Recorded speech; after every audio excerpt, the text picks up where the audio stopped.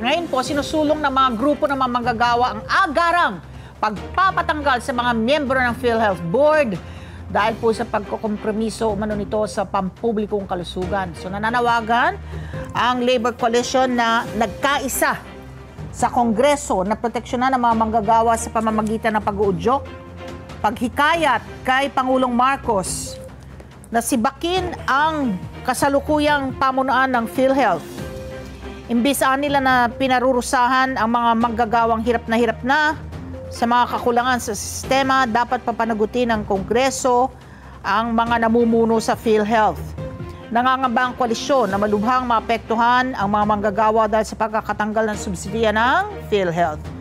Ayon kay Koalisyon Chairperson Sonny Matula, hirap na nga sa gasto sa healthcare ang karamihan sa mga ordinaryong manggagawa. Kinwestiyon po ni Matula ang mga prioridad ng mga mambabatas.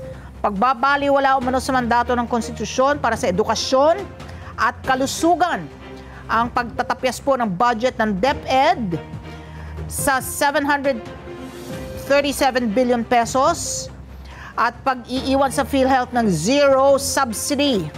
Kasabay ng paglalaan naman ng 1.113 trillion pesos sa Department of Public Works and Highways. Together, Sunnet 25,